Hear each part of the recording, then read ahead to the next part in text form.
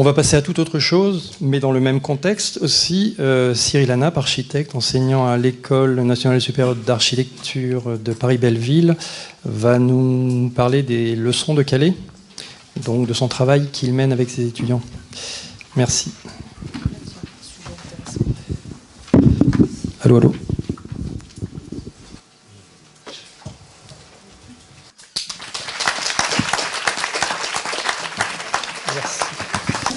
Oui, donc je vais vous parler d'un cas très extrême, hein, qui est un peu j'ai envie de dire, entre la conclusion urbaine de ce que nous a présenté tout à l'heure Mireille Bruyère et Frédéric Moser. C'est-à-dire que Calais, c'est la première forme en France du modèle urbain qui apparaît à l'issue du modèle de la liquidité capitaliste. Hein. C'est-à-dire que, et on peut se demander, que si ce modèle, le modèle capitaliste liquide, va pousser à la multiplication de ce genre de ville.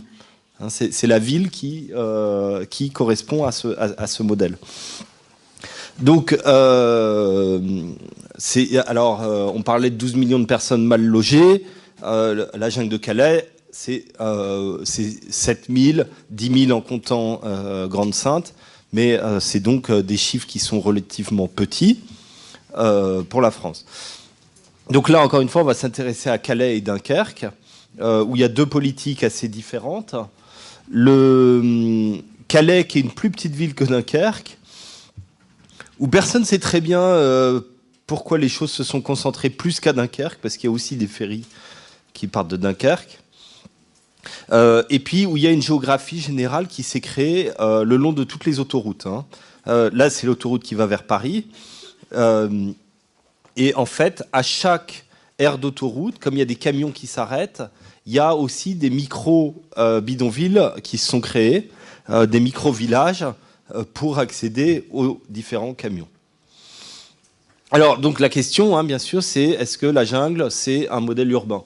Il faut savoir que dans les prochaines années, tous les chiffres convergent, il y aura 2 milliards de personnes qui vivront en habitat informel, c'est-à-dire 30% de la population mondiale, qu'il y a déjà actuellement 50 millions de personnes qui vivent dans des camps, hein, donc l'équivalent de la population française, et en même temps, et justement, il faut prendre acte du fait que ce sont des espaces urbains. Alors, la question qu'on se pose dans mon studio, sur ces modes de travail, etc., c'est les nouveaux rôles de l'architecte là-dedans. Hein. L'architecte a un rôle à jouer. Il y a extrêmement peu d'architectes qui travaillent sur ces territoires, alors qu'ils concernent énormément de gens. Et on va voir un petit peu ce qu'il peut faire là-dedans. Alors, pour résumer, hein, et dire ce qu'il y a derrière, il y a un rôle technique, c'est le rôle de l'architecte que tout le monde connaît déjà, mais qui va être appliqué à ça. L'architecte peut transmettre des choses, notamment sur la question de la réduction des risques. Hein, parce qu'en habitat informel, on est exposé à l'incendie, on est exposé au vol, on est exposé à l'inondation, on est exposé au vent. L'architecte, il va avoir un rôle de représentation. Hein. Donc ça, c'est quelque chose qu'on va regarder aussi. C'est qu'il donne à voir ces espaces. On les dessine, on les donne à comprendre. Et on les donne à comprendre pour deux types d'acteurs. Pour les habitants, qui vont pouvoir appréhender l'espace dans lequel ils habitent pour pouvoir agir dessus. Et les acteurs extérieurs, l'État, etc., qui a toujours tendance à vouloir en faire un non-dit, à vouloir en faire un lieu non pensé, qu'il faut détruire le plus brutalement possible et le plus rapidement possible, sans qu'il n'ait d'existence. Hein. Nommer les lieux, c'est leur donner une existence. L'État a toujours eu intérêt à dire que la jungle, c'était l'horreur et qu'il n'y avait rien à y comprendre, pour pouvoir la raser sans qu'il y ait d'hésitation. Et l'architecte, bien sûr, après, a un rôle de projet et de vision, c'est-à-dire qu'il va pouvoir écouter les besoins des gens, ce qu'ils disent, pour définir un petit peu les actions à entreprendre sur l'espace. Donc il y a des nouvelles manières pour les architectes, il y a ce que j'appelle des nouveaux paradigmes architecturaux. hein, c'est donc bottom-up, c'est-à-dire que l'architecture, jusqu'ici, ça avait été toujours pensé avec des grands maîtres d'ouvrage qui avaient beaucoup d'argent et qui disaient comment faire l'architecture en allant vers le bas, un petit peu dans le sens de ce que vous disiez, où les besoins ne sont pas tellement analysés. Donc là, au contraire, on va partir du bas. La question de la participation. Alors, la capacitation, c'est un mot qui sonne un peu barbare, c'est le empowerment américain, c'est dire que par l'action qu'on va faire, on va amener les gens à travailler, ils vont participer à ce qu'ils font et ils vont le faire eux-mêmes. Donc, il y a une question de subjectivisation. Les gens, on ne considère pas que ce sont des assistés à qui on donne les choses et qui vont les consommer, mais au contraire que ce sont des gens qui ont des choses à apporter, qui ont des capacités personnelles, qui ont des capacités économiques. C'est pas quelqu'un qu'on va mettre dans un camp avec un numéro, avec qui on va donner de la nourriture 2 fois par jour, qui n'aura surtout pas le droit d'avoir la moindre initiative économique. Or, c'est ce que font le camp des containers de Calais actuellement, c'est cette logique-là complètement. Non, au contraire, c'est donner la capacité à l'initiative économique. Alors quand on construit aussi, il y a des questions écologiques qui se mettent en place, parce que quand on construit dans le bidonville, on a très peu de moyens. Donc la question du poids des matériaux est très importante, la question du recyclage est très importante. Donc réduction des risques, et puis évaluer l'impact économique et l'impact social de ce que l'on peut faire. Alors, je vais revenir sur un petit historique de ce qui s'est passé à Calais depuis 1 an. Il y a encore 1 an, la jungle de Calais, dont on parle tout le temps dans les médias, elle n'existait pas. Hein, il y a exactement 1 an, le 17 mars 2015, les gens habitaient dans différents endroits dans Calais. Il y avait Thioxide, la jungle de Thioxide ici. Il y avait ce qu'on appelait le bois du Brûle. Il y avait le squat de Fort-Galou, qui était un truc qui avait été investi par les no-borders, qui est une usine. On va regarder 2-3 photos.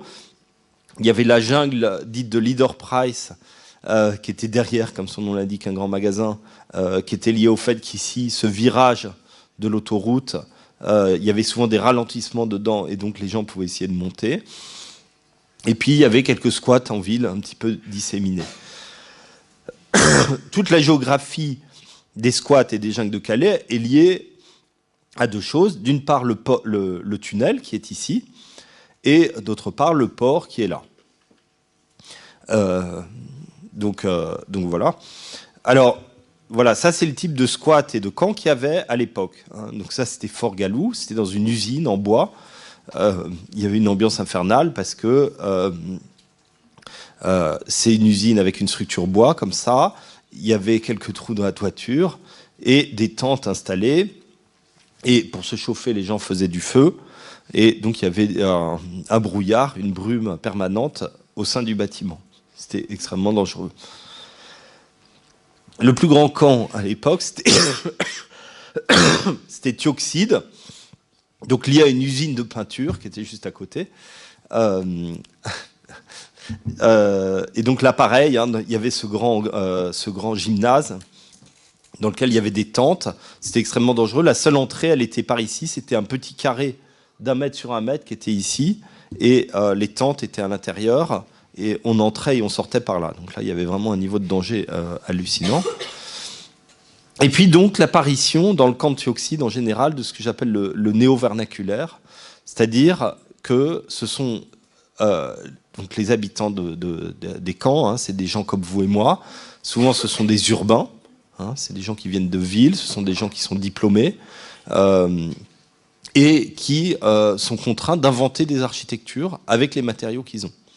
Et donc, il y a tous ces modèles qui émergent, qui se déclinent à l'infini et sur lesquels donc, les étudiants ont un peu travaillé en se demandant comment ça répond à des questions techniques, sociales, environnementale, de réduction du risque. Alors, par exemple, il y a des innovations. Ça, vous voyez cette structure ici, elle est faite en poteaux de PVC.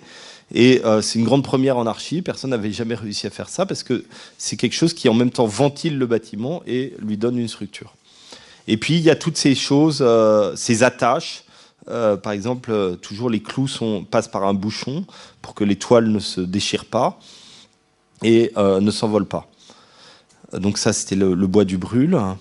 Donc là, il y avait des Afghans d'un côté et des Soudanais, pardon, qui avaient à chaque fois leur type d'urbanisme particulier, leur type d'agglomération d'habitat, leur type de construction, qui étaient liés à des questions de sécurité, donc des cours notamment, des cours qui appartiennent à différentes personnes et qui hébergeaient 15 personnes ici, 12 personnes sur la première. On va les retrouver après dans la jungle de Calais. Hein. Alors, le 31 mars 2015, il y a l'État qui dit, l'État et la ville, toutes les jungles, tous les squats, etc., de la ville vont tous être fermés, on va tous les évacuer, et vous allez pouvoir aller ici, dans ce qu'on appelle la New Jungle, ce nouveau terrain, d'où vous ne serez pas expulsés. Et ça, c'est très important, parce qu'encore une fois, ils disent qu'on ne va pas être expulsés de là. Alors, il y a une habileté, parce que quand on propose un nouveau camp, il faut que les gens aient envie d'y aller.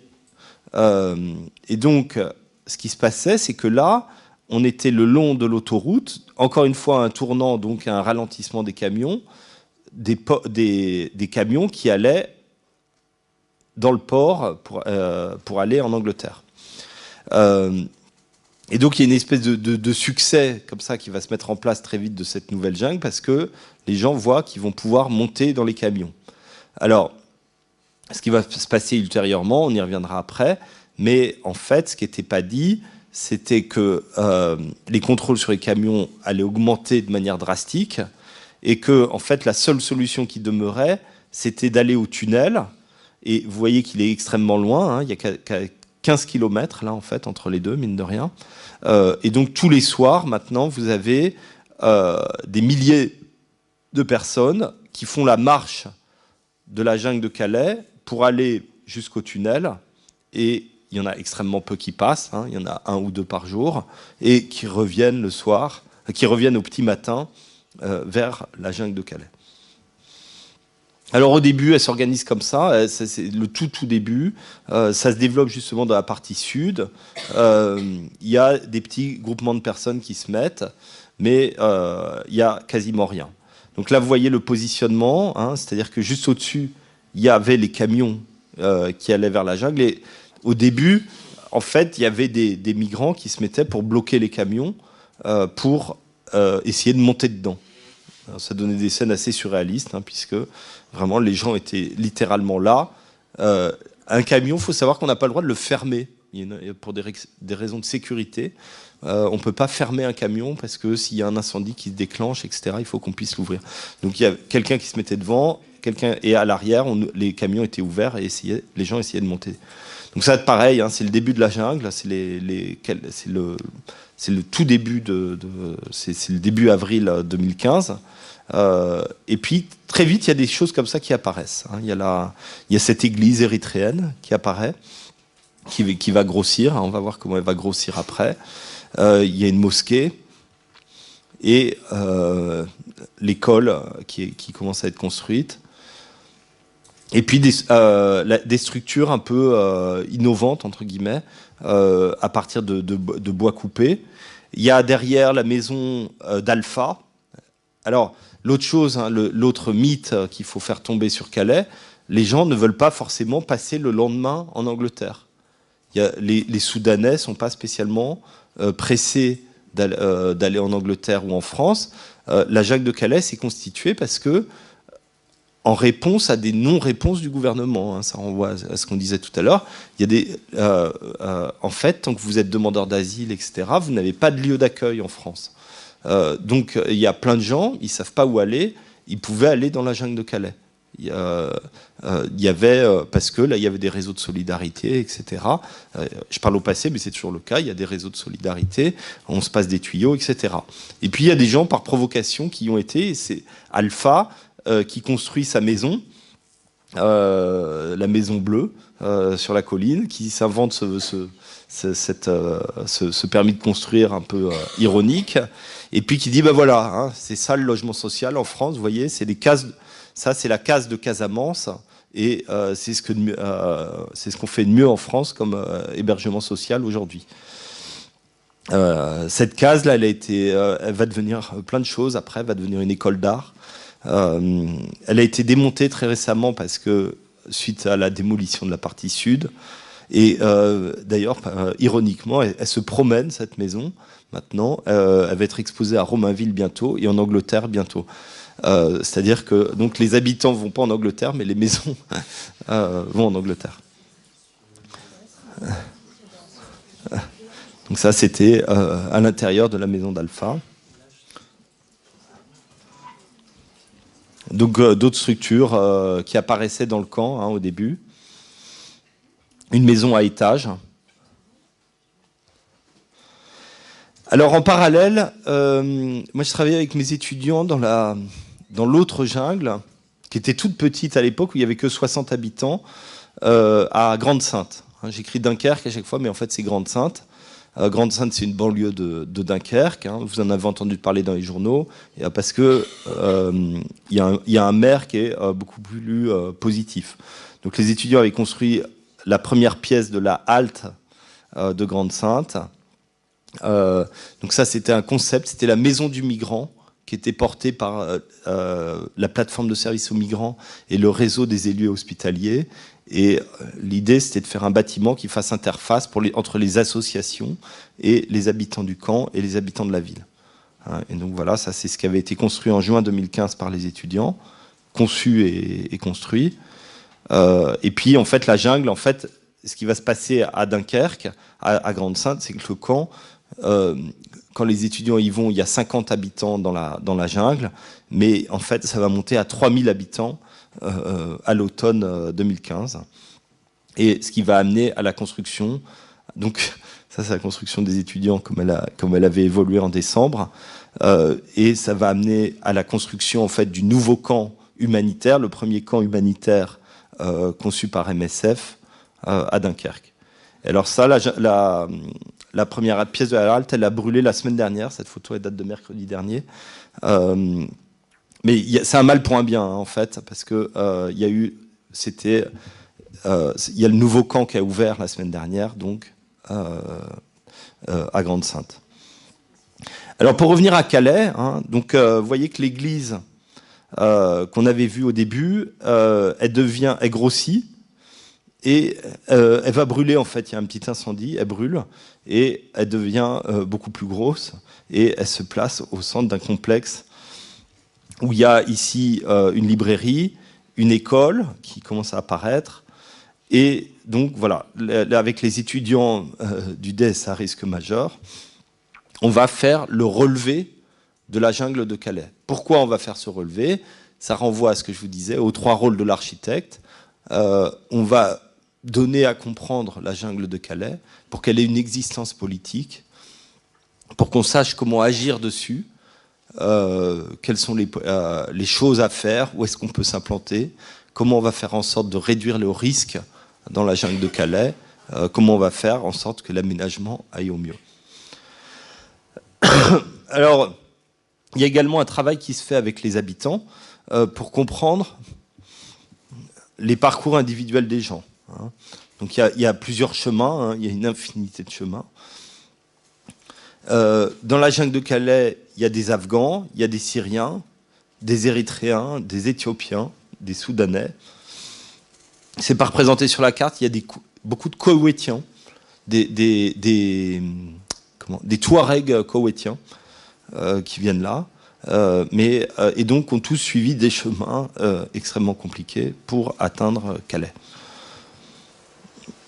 Donc ça, c'est la jungle donc, en octobre 2015, avant qu'il y ait le camp de l'État qui s'installe.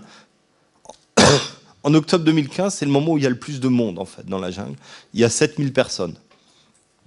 Donc qui sont à l'époque essentiellement dans la partie sud, donc qui est ici, donc le nord est ici à droite, Et c'est essentiellement dans la partie sud que l'urbanisme s'est développé au tout début.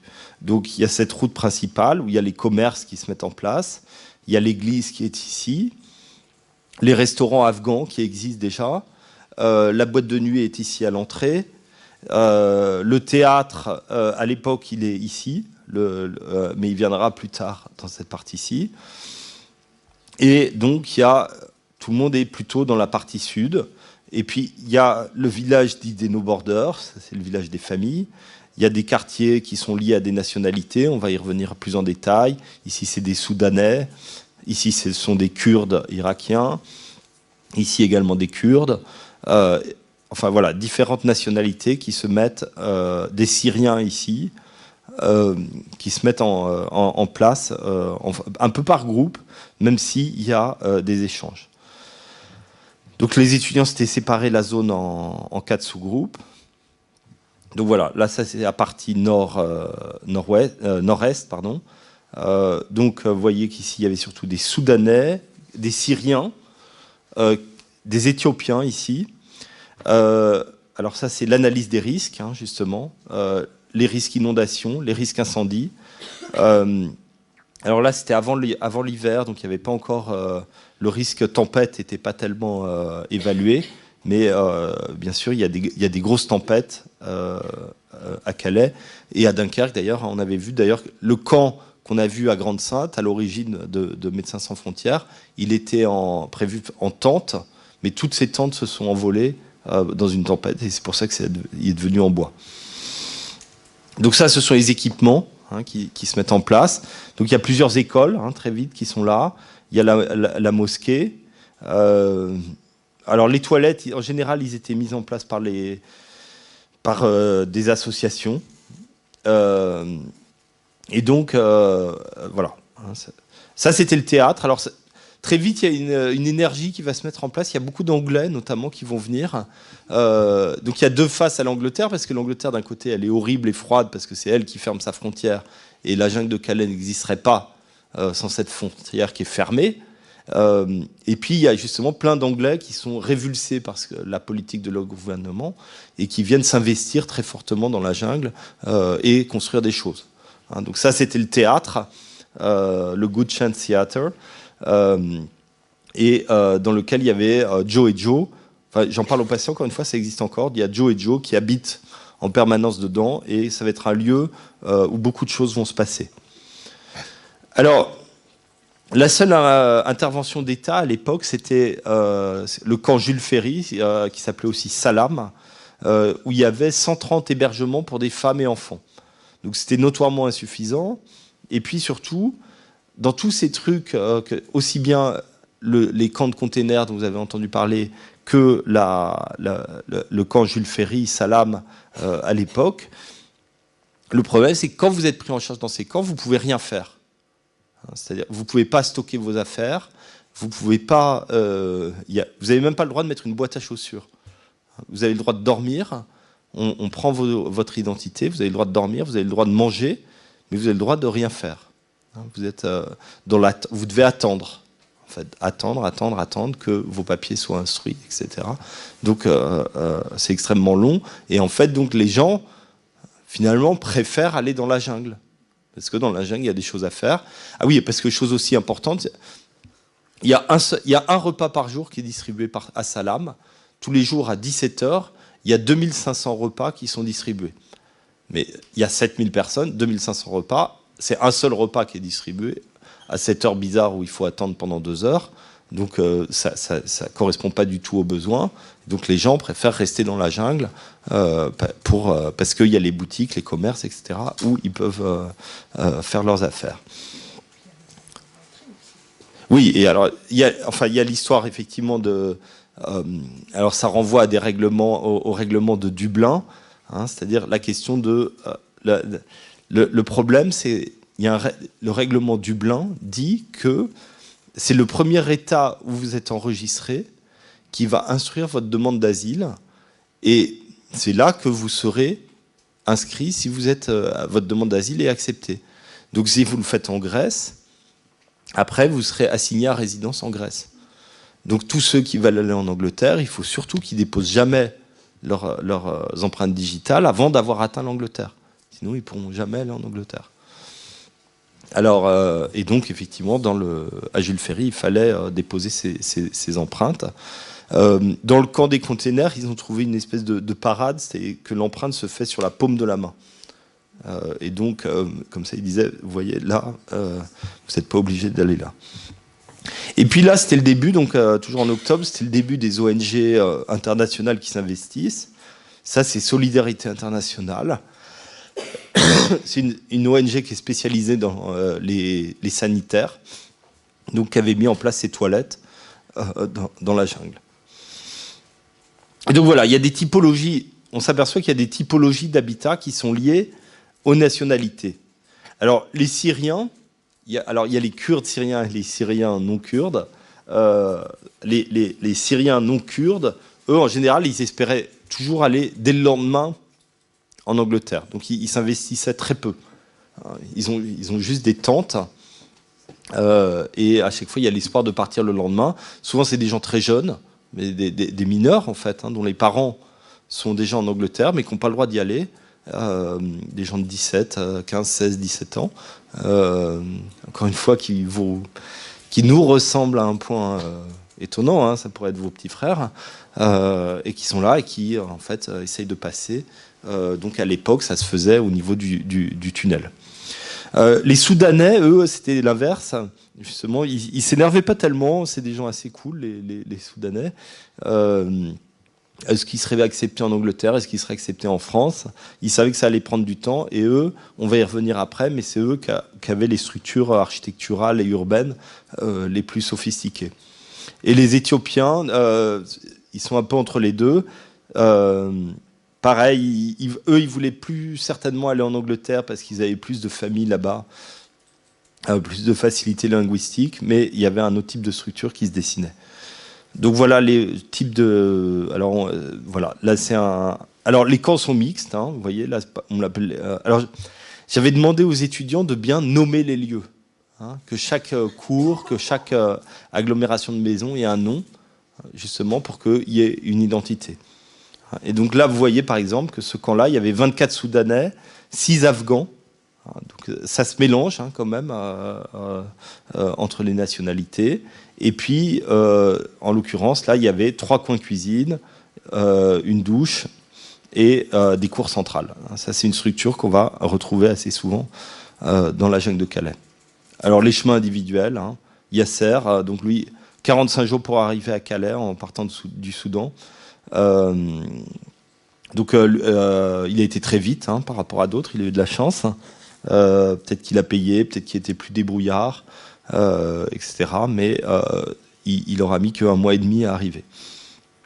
Et donc les maisons, les typologies des maisons, donc structure en bois par exemple ici, couverture en bâche, les seuils, et puis l'intérieur des maisons elles-mêmes qui sont beaucoup plus confortables que ce qu'on peut imaginer. L'intérieur des maisons est très propre, souvent, très cosy. Il y a des tapis au sol, des beaux couvre-lits, des armoires. Les murs sont isolés avec des tissus épais. Donc il y a une sensation de confort et de chaleur à l'intérieur. Par contre, souvent, c'est assez mal ventilé. Il n'y a pas de fenêtre ou peu. Voilà. Alors là, c'était le quartier syrien, donc là, c'était que des tentes, pour le coup. Donc là, vous voyez que lui, il avait mis 2 mois, par contre, pour atteindre Calais. Donc voilà. Donc là, c'était vraiment du camping, pour le coup. Alors, des procédés, pareil, pour tenir les tentes. Donc vous voyez qu'il y a des grosses pierres qui sont utilisées, parce qu'il y a des grosses tempêtes. Voilà. Donc un peu d'autres maisons soudanaises. Alors lui, c'est record absolu, 18 jours. Vous voyez, il est politologue et professeur universitaire et imam. Et donc, il avait... ouais, voilà, alors, son tort, au Soudan, c'est vraiment... on n'en parle pas, on parle de la Syrie, mais on ne parle pas de l'Érythrée, du Soudan, mais c'est absolument terrible. Il y a des rebelles et des officiels, et si vous n'êtes pas dans un camp ou dans l'autre, eh ben, vous êtes considéré comme un ennemi, vous êtes considéré comme de l'autre camp, et donc on vous tire dessus. Donc tout le monde doit, tous les hommes en particulier, doivent partir. Donc voilà, ça c'est une cuisine, hein, donc là, avec une structure bois faite avec des branches d'arbres. Voilà, qui était en même temps ventilé. Vous voyez le type de structure qu'il pouvait faire. Alors les dômes, ah oui, alors il y a des choses aussi, des modes constructifs qui sont hérités des pays d'origine. Par exemple, le dôme soudanais, donc c'est des dômes constitués à partir de branchages, et c'est quelque chose qui va se retrouver dans la jungle de Calais. Donc avec des assemblages, donc là c'est avec des petits assemblages en étoiles, et donc c'est des systèmes qu'on va retrouver assez régulièrement. Alors voilà, donc ça c'est un autre secteur, c'est le secteur, maintenant on passe au secteur soudanais. Donc là pareil, alors je demandais aux étudiants d'analyser les chemins, hein, comment les gens se déplacent dans la jungle. Encore une fois, les populations. Donc là, vous voyez que c'est différent. Il y avait des Iraniens, des Afghans, des Érythréens, des Soudanais ici. Pareil, question d'analyse des risques, hein, les risques incendies. Et donc, question de comment les limiter. Et puis, voilà, les typologies d'habitat, les cours publics, cours privés, cours semi-privés. Et donc... ces systèmes de cours qui se développent. Alors celle-là, c'était une des plus sophistiquées qui existait encore la semaine dernière, qui malheureusement a été démolie, la cour qui s'appelle Darfour is Bleeding. Darfour, c'est cette région soudanaise, hein, qui est soumise à la guerre dont je vous parlais.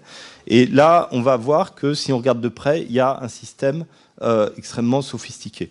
Donc on rentre par ici. Il y a ici des structures assez basses où il y a les couchages. Elles font à peu près 1,20 m de haut. Elles sont très fermées avec des bâches noires. Il y a un sas pour que le froid ne rentre pas. Donc les couchages qui sont mis ici, qui font un côté de la cour. Par ailleurs, il y a le stockage ici. Donc ça, on va voir le dessin après, où on entrepose. Donc là, au contraire, on peut être debout. C'est très bien fermé pour être protégé de la pluie, etc. Pour être protégé des animaux aussi, des rats, etc. Pour qu'ils ne viennent pas manger. Après, il y a la cuisine qui, elle, est bien ventilée, ici, qui est isolée. Donc comme ça, si elle prend feu, le feu ne se propage pas partout. Elle est bien ventilée, assez lumineuse. La salle à manger ici. Alors, très lumineuse, pas trop ventilée pour qu'on soit à l'aise. Voilà. Et puis par ailleurs les douches ici, qui est un peu à part. Donc il y a toujours des douches. Hein, il n'y a pas une structure où il n'y a pas de douche. Alors une douche, c'est quoi en fait, hein, on se nettoie avec des bouteilles d'eau. Hein. Mais c'est une structure qui est pas loin de chez soi, qui est proche de la maison, mais où on peut se laver. Il y a un travail qui est fait sur le sol pour que ça ne devienne pas un cloaque au sol. Voilà. Donc une autre cour plus petite. La cour dite de Mango. Alors souvent les gens parlent grec. Ils parlent grec ou italien parce qu'ils ont souvent séjourné assez longtemps en Grèce ou en Italie avant de pouvoir partir au nord. Donc c'est assez surprenant, mais le grec est une langue couramment parlée. On arrive au secteur sud-ouest. Alors lui qui était maintenant celui-là il est complètement rasé, mais qui était le secteur où il y avait le plus de vie à l'époque, où il y avait tous les restaurants afghans notamment. Hein, alors, un restaurant afghan, c'est un investissement. Hein, ça coûte 6 000 €. C'est pas rien, quand même. Hein. Et là, on dit même qu'il y avait des Afghans de Paris. Il y a des Afghans de Paris qui ont été investir là-bas. Alors, les Afghans, c'est connu un peu dans les milieux internationaux. C'est des gens très entrepreneurs, des très commerçants. Donc, et qui peuvent être durs en affaires, par contre. Donc les autres populations y a ce rapport un peu aux capitalistes. Ils aiment bien en dire du mal, ils les aiment pas tellement, mais en même temps, ils ont besoin d'eux, quoi. Parce que c'est vrai qu'ils apportent une espèce de structure. C'est eux qui montent les commerces les plus gros, c'est eux qui montent les restaurants, et finalement qui produisent, qui donnaient un service à l'ensemble de la population. Donc ça, c'est les habitats qui ont été étudiés de plus près, hein, un restaurant afghan, un habitat érythréen, une boutique afghane, etc. Donc là, voilà, les populations telles qu'elles étaient, elles se répartissaient ici. Hein, donc ici, surtout les Afghans, où il y avait tous les commerces. Autour de l'église, les Érythréens. Des Kurdes ici. Les Soudanais qui étaient le long de la route. Et d'autres Kurdes et des familles qui étaient liés ici à un village construit par les anards anglais qui s'appellent les No Borders. Bon, ça, c'est l'évolution du site de juillet à octobre, hein, qui avait monté en densité. Et ça avait encore monté en densité après. Donc voilà. Alors, un restaurant afghan, comment c'était structuré? Comment c'est structuré, hein, encore une fois, il y en a encore, heureusement. Donc, c'est des grandes banquettes, ici, qui peuvent servir d'hôtel. La nuit, on peut dormir sur ces banquettes, et même le jour, d'ailleurs. Et en même temps, c'est là qu'on mange. Hein, donc, il y a des tables basses. Donc on va prendre son plat ici. Les plats, ils sont, pour les Français, les Anglais, ils sont à entre 5 et 8 euros. Et ils peuvent être gratuits. Hein, pour les gens qui n'ont pas d'argent, les plats sont donnés gratuitement. Donc il y a une espèce de milieu comme ça qui se trouve. Et en plus, bon, c'est extrêmement bon. C'est extrêmement varié et extrêmement bon. Les boutiques. Hein, donc là, pareil, alors c'est toujours pareil, hein, la mairie de Calais se plaint beaucoup, mais il faut savoir que toutes ces boutiques, elles sont approvisionnées par les supermarchés de Calais. Il y avait un monsieur qui travaillait dans un magasin de matériaux de Calais. Sur l'été, il y en a 4 ou 5 des magasins de matériaux. Rien que dans son magasin à lui, il y avait eu 80 000 euros de chiffre d'affaires quand même qui avait été fait. Rien que de matériaux pour aller construire la jungle de Calais. Donc ils se plaignent, hein, mais en fait, c'est une inscription quand même dans l'économie locale. Donc les Érythréens, voilà, une autre manière de construire. On passe au secteur nord-ouest. Donc ça, c'est les cours érythréennes qui sont plus ouvertes. Voilà. Bon, et puis ça, c'est des photos de la semaine dernière, c'est l'évacuation de Calais. Là, c'était vraiment horrible parce que vous voyez que là, ça a été extrêmement vite et c'était extrêmement violent. C'est-à-dire que les gens n'avaient même pas le temps de récupérer ce qu'il y avait. Là, typiquement, c'est un restaurant, hein, donc encore une fois, et vous voyez que le gars a juste eu le temps de prendre sa vitrine. Ici, il y a les flics ça les fait rigoler. Et il est obligé de laisser toutes ses casseroles, etc., tout le matériel de son restaurant, et il s'est évacué. Et après, en fait, il mettait le feu, hein. Carrément.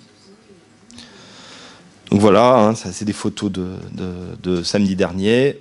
Hein. Et alors, le jugement avait dit qu'ils n'avaient pas le droit de détruire les bâtiments publics, les lieux de vie et les bâtiments publics. Alors, est-ce qu'une maison c'est un lieu de vie? Les flics ont décidé que non, c'était pas un lieu de vie.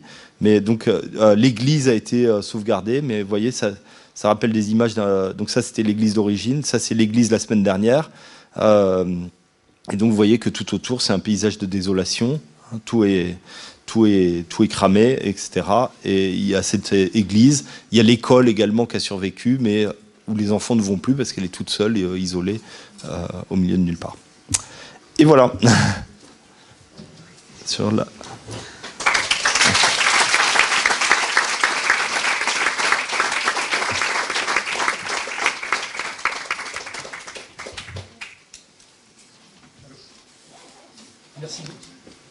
Merci beaucoup Cyril pour cette présentation où on voit que entre les informations qu'on a et la réalité d'une situation, il y a des décalages et des précisions qui sont pleines d'informations.